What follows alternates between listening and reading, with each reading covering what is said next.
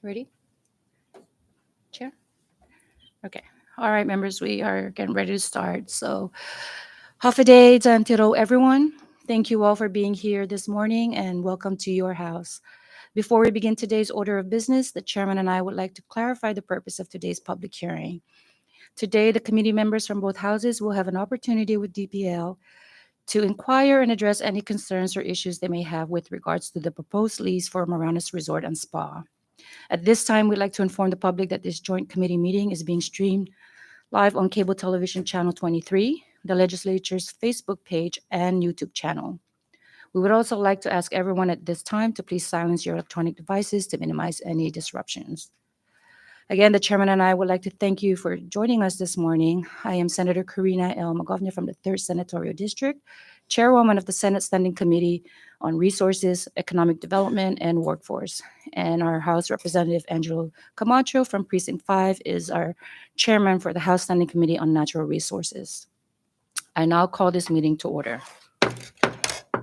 Today is April 8, 2025, Tuesday. It is approximately 10:18 a.m. here in the house of the Honorable Jesus B. Mafnas Memorial Building, Capitol Hill, Saipan. At this time, I would like to recognize the Senate committee members who are present with us today. From the 1st Senatorial District, we have Senator Ronnie Calvo to my right and Senator Donald Magnolia, who's joining us virtually.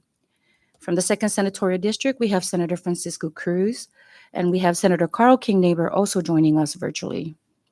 And present from the 3rd Senatorial District is Senator Manny Castro. With 5 Senate members present, we meet the necessary quorum from the Senate side to conduct today's meeting. I'd also like to recognize our Legislative Bureau support staff from the Senate who are assisting the committee this morning. We have our legal counsel, Antoinette Villagomez, Legislative Assistant Jolene Duenas Tagabuel, Sergeant at Arms Benjamin Terlahi, and our IT, Jonathan Diaz. And now I turn the floor over to Chairman Angelo to introduce his committee members. Thank you. Thank you, Madam Chairwoman. Uh, we have Floor Leader Marissa Flores. We have Representative Ralph Yumo, Representative BJ Atta, Representative Diego Camacho, Representative Roman Beneventi, Representative Vicente or Vince Cobri Aldan, and Representative Joel Camacho. We have our councils, Joe Tyrone, our LB staffs, Mr. Nick Rebalaman, Ms. Claire, our IT, John. Thank you. Sorry, please get a motion to adopt today's agenda. Madam Chair, point of clarification. This is a continuation. Comments if there are any. Thank you. Recognize Review. So, just for clarification, shouldn't we adjourn the last? Quick recess. Thank you. Council.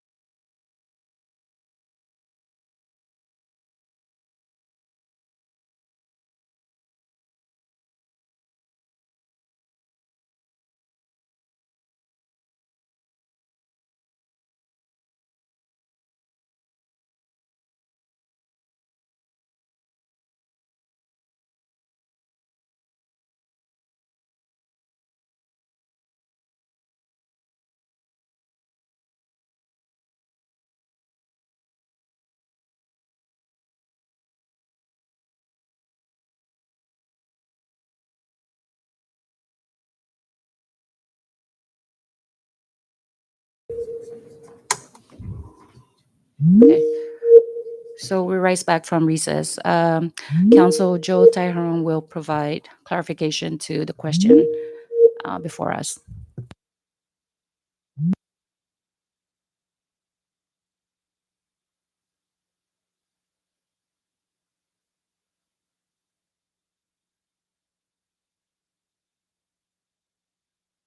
Thank you, Senator. As a technical point, Senator Yumo raises a good question, and I think we're just going to resolve it by saying as a practical matter, because this particular meeting is noticed and styled as a continuation.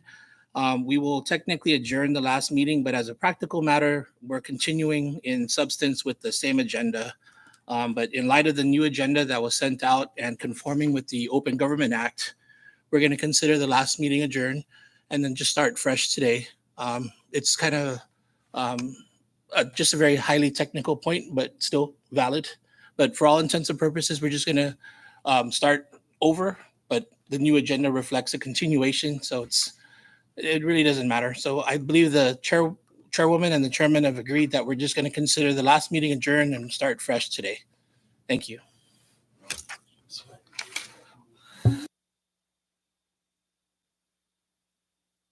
All right, members, thank you for your understanding and cooperation. Good question.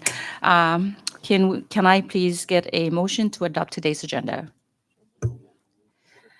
Okay. All those in favor say, okay. All those in favor say aye. Those opposed say nay. Motion carries. The agenda for today's meeting is hereby adopted. Thank you, members. Moving on to the next item on the agenda is public comment. The floor is now open for public comments. If anyone in the gallery wishes to provide comments relevant to today's agenda, please join us in the chamber.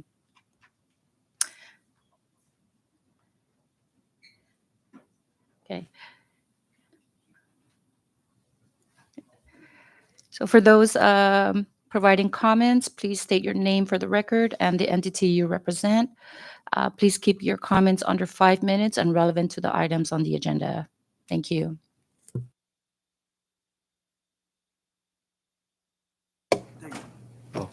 Good morning, everybody. My name is Yoon Kyu Chung. I'm the Vice President of the Mariana Corporation, Mariana E-Land Corporation.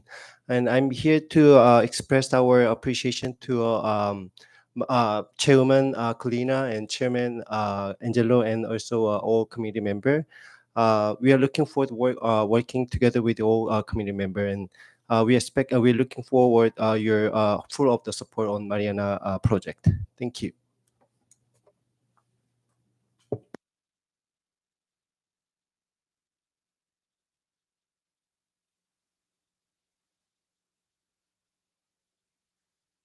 Thank you, Mr. Ted. Anyone else?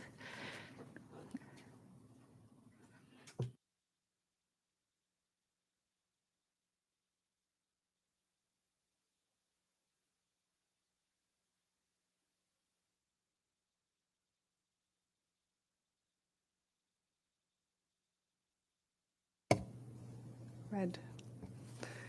Good morning, Hafide Tiro Kamorale, distinguished joint committees, and honorable members of our legislature. I'm very happy to be here. I'm very happy that we're having discussions about this topic because our community has been waiting for any kind of movement to happen with this property. My name is Sheila Jack Babauta. I'm a resident of Precinct 4. I live 2 minutes from the former Marianas Resort Hotel.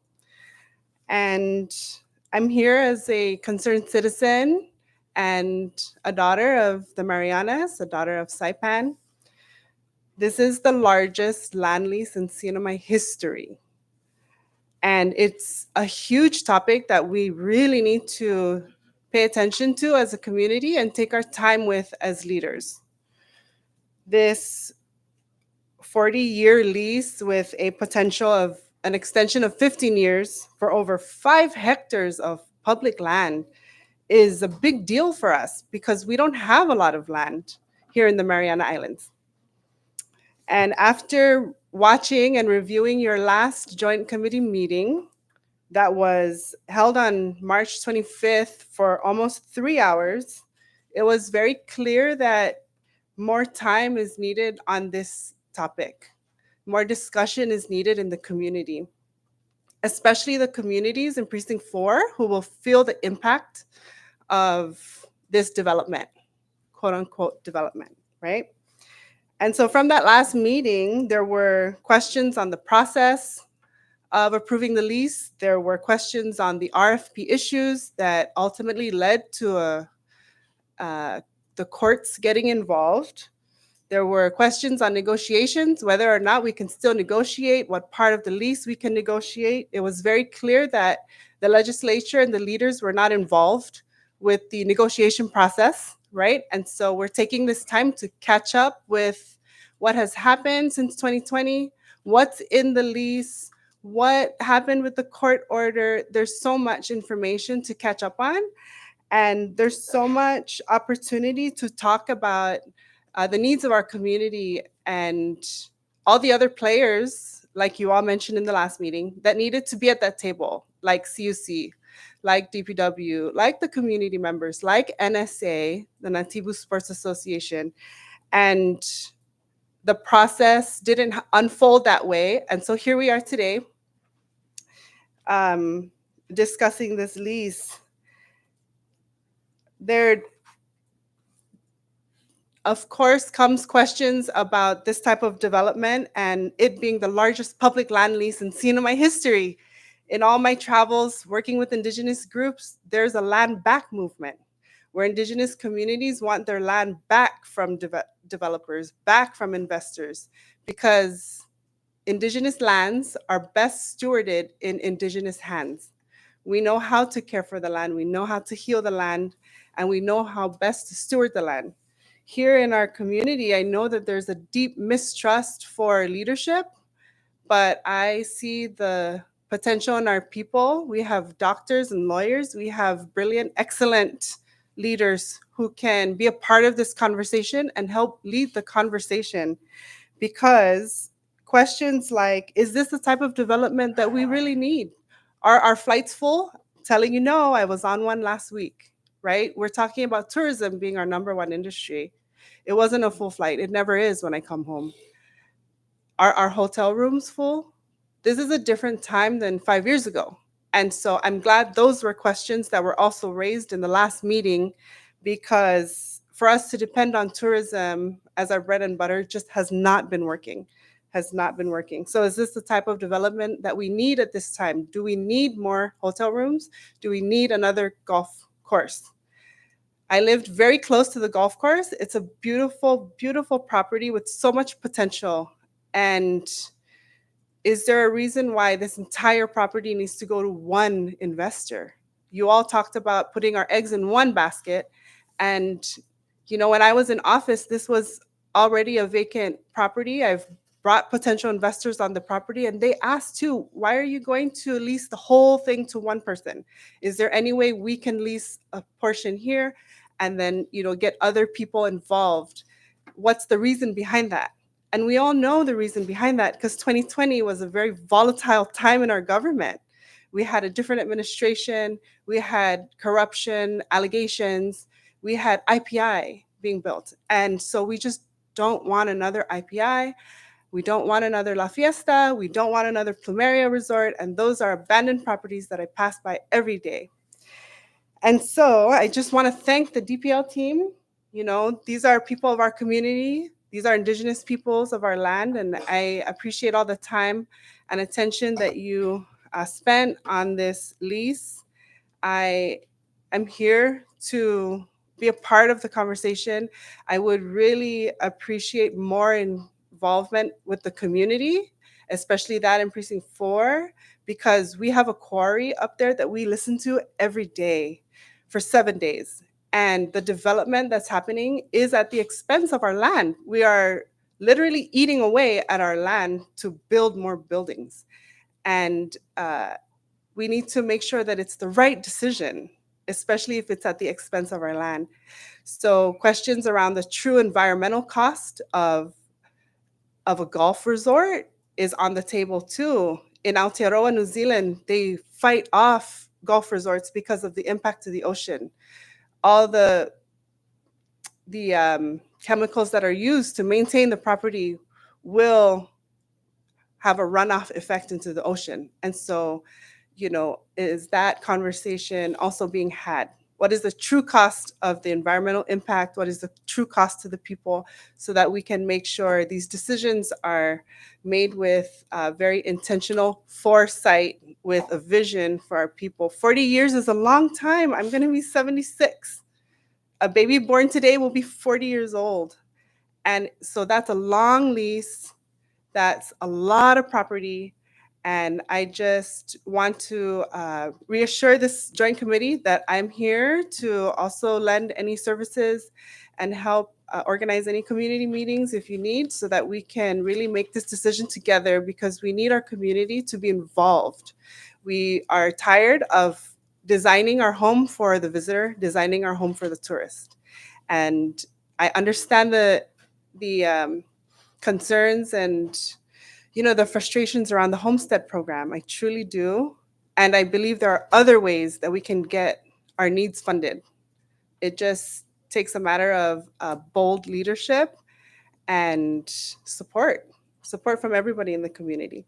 So thank you for having this joint committee meeting. I look forward to the discussion, and I'm here should you have any questions. Thank you, Madam Chair and Madam Chair. Suzus Masi, Ms. Babauta.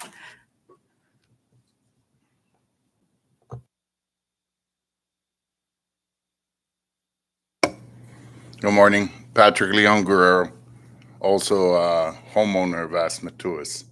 So I don't think the legislature needs to look far at our revenue to see what kind of economic conditions our island has kind of developed into. It's been running since the COVID. COVID has been kind of over. You see Guam is recovering, but CNMI is not. We don't have a lot of developers knocking on our doors. There's nobody coming over.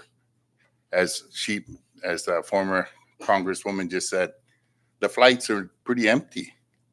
So we have somebody right now who's willing to take the risk, the investment. Public Lands knows already right now what the maintenance cost is just to keep the Mariners Resort in perhaps a semi-function operation. So we are expending funds right now every month just to maintain a system when there's a developer who's been trying to come in, who wants to make the investment in our economy for tourism. We used to be a pretty strong tourist destination, and I'm hopeful that we will return to a strong tourist destination. And I think that one of the first steps is going to be to allow the development of the Mariners Resort, because right now my understanding, MRI is probably the single largest investor in the CNMI, having operations in multiple locations. And so just that they want to even impact and affect another area that has been abandoned is a testament to their commitment to the island. And I think, like I said, all you got to do is look at the CNMI coffers to realize what a hurt situation we are in. And I don't think we're going to get a lot of help from the U.S. because, as you can see by the recent news, the U.S. is cutting everywhere, every division, every government agency. I'm sure they don't have the CNMI high on the totem pole. Thank you. Suzus Masi, Mr. Leon Guerrero. Anyone else in the gallery? Okay, I think that's all we have for today's public comment. The public comment portion of the agenda is now closed. Moving on to the next item on the agenda is old business. There's none. Under new business, we have DPL and their team. Acting Secretary Villagomez, please join us in the chamber along with your team if they're here with you.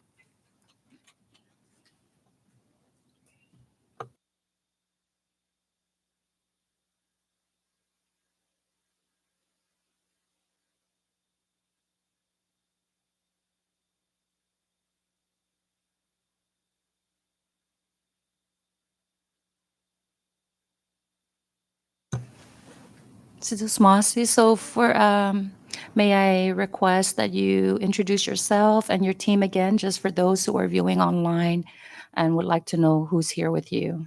Thank you. Thank you, Madam Chair. I'm Richard Villagomez, currently Acting Secretary for DPO, and if you don't mind, they'll just introduce themselves. Thank you. I'm Bonnie Royal for the Real Estate Division. Mrs. Pat Rasa, Director of Planning Division.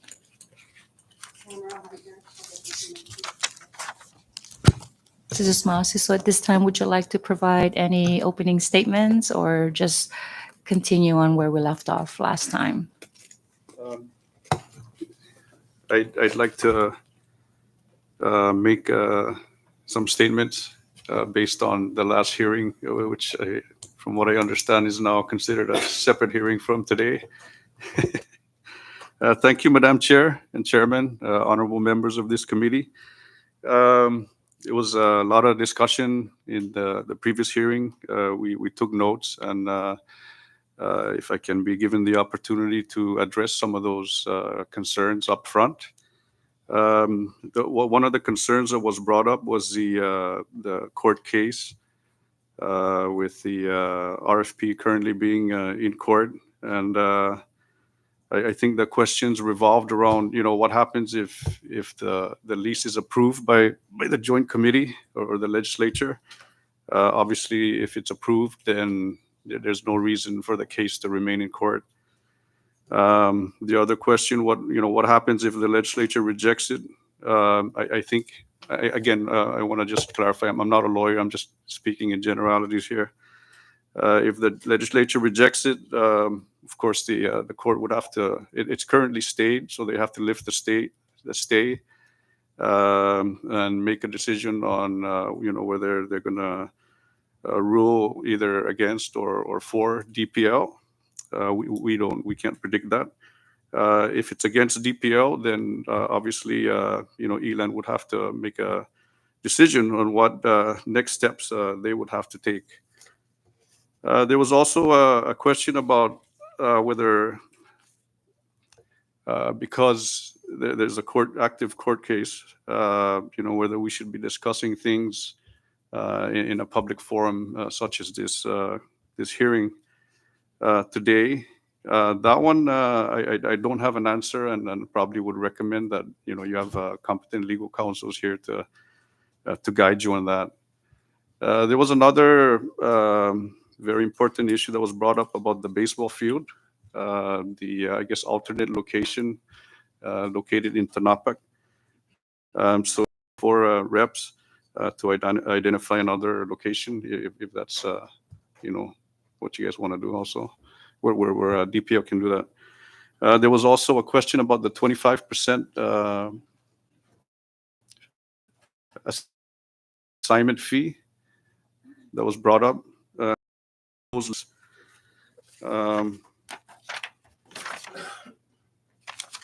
There was a question about, or an issue raised about one company being a monopoly, one company controlling 3 or more hotels on Saipan. And the scenario that was discussed was, whether it's on private or public land.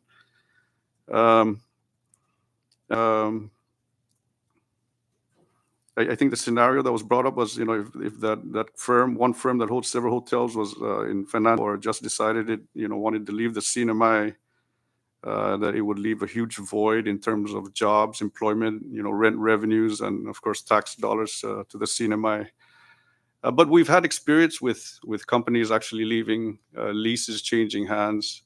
So generally, businesses, they have exit strategies, so they don't just up and leave and abandon their investments. Take Hyatt, for example, in the old lease, the previous lease before MB Capital, it actually changed owners 3 times.